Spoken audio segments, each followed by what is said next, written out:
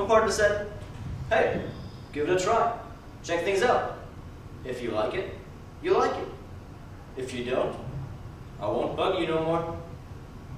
I tried doing a job once. Went down to that temporary unemployment place and got a few. But that's not enough. 20 bucks a day or so? I spend that in half an hour. What do you want to do a job for? Just rob a bank. If you get caught, it's free all the way. Or do you like JJ here? Pull in 4 or 5 jobs a night. Old vacuum off, ain't that right, JJ? Oh, really? So we went, broke into his garage. Got about 4,500 worth of stuff. So it went alright. Right? The next night, this guy comes up on us. He puts a knife to my partner's throat and says, "Did you tell me where it is? Well, I'll cut it. From here to here." So it got a little dangerous, but it was fun. It's that thin line between total fear and total laughter. Like, I knew what I had to do. I had a role to play. It was sitting there right in front of me. After that, we put up a system around the city with about 15 other guys. We still only customize vans, strip them down, and sell all the parts. By the time the cops had caught up on us, we'd stolen about 21 vans, worth about $100K. We didn't make much money on it, but it kept us going. Like, sometimes I figure, what the fuck are you doing with your life? If other people want to wreck your life, let them. You wouldn't have to do the same thing. But other times, I just don't care. I just take one day at a time. If I wake up tomorrow, I'll wake up. If I won't, well, there's not much I'm going to be able to do about it. Can you imagine walking around like a zombie with a daze on your face, programmed to do the same boring thing day after day? I couldn't handle it.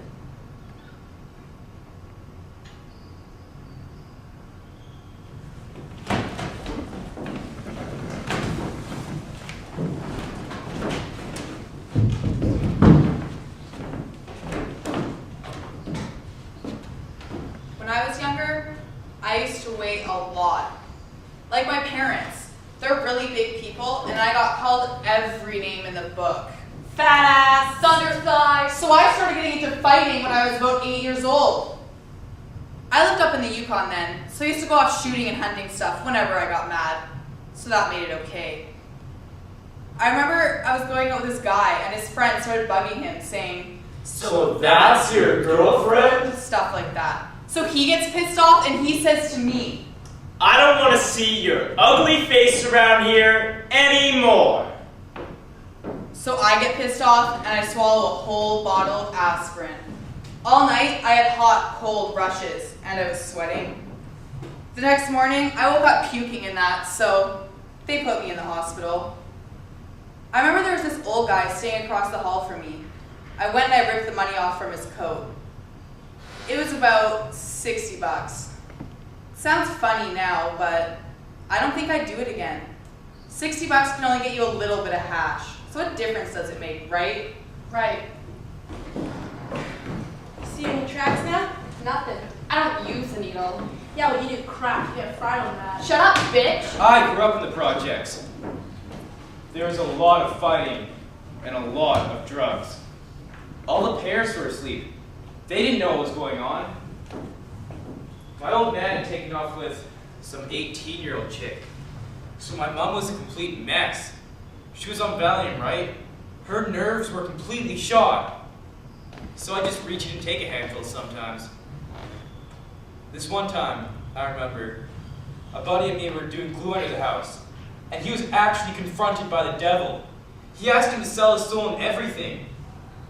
After that, I never seen anyone quit glue so fast in my life. Mind you, the temptation to sell your soul can be pretty nice sometimes, because you get everything you want, but you're destined to go to hell. It's weird. Sometimes I take money from my mom's wallet and just take off for a few days. Wouldn't sleep, wouldn't eat, just do drugs and have a real good time. The cops found us once and took us down to the morgue to see all the stiffs. It's pretty funny, actually. Like, dead bodies, they don't bother me. They're all turning green and shit. You touch one and their skin falls off, so what? I've seen it all on TV before. Like the trip I was on, I didn't care. I'd do anything, any drug. Get high, have a freak show, and forget your problems. Like not having any money, and eating craft dinner every night. You relax. You're the way you want to be. Right? Prison life was hard. I had 6 months in with a bunch of homosexuals. And every day, 1 or 2 of them would try and make a pass at me. Oh, he's cute. How about it? Look at the newbie. Fresh meat. I told them to piss off. To make it worse, every morning we had to get up at 6 o'clock for count. 1, 2, buckle my shoe. 3, 4, shut the door. 5, 6, pick up sticks. 7, 8, lay them straight. Then we ate breakfast, which was stale cereal and sour milk. Lunch was pretty good too. But some fat cook stole my Twinkie. Aww.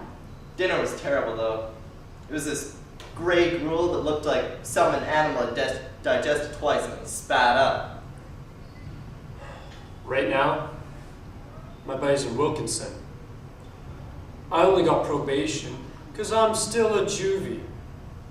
Like they say, if you're gonna do it while you're young. I'm glad he gets sent to Wilkie though. Like this other guy. Well, he just turned 16. He gets sent there. Second day in, he makes a smart-ass comment. Well, he got shanked. You can't fight off 20 guys, even if you build like a tank. Ain't gonna do you any good. I heard they broke up razor blades, made a prison ship, cut him up pretty good. I heard he lost an eye. That's bullshit. The guy that did it just nicked his kidney is all. I heard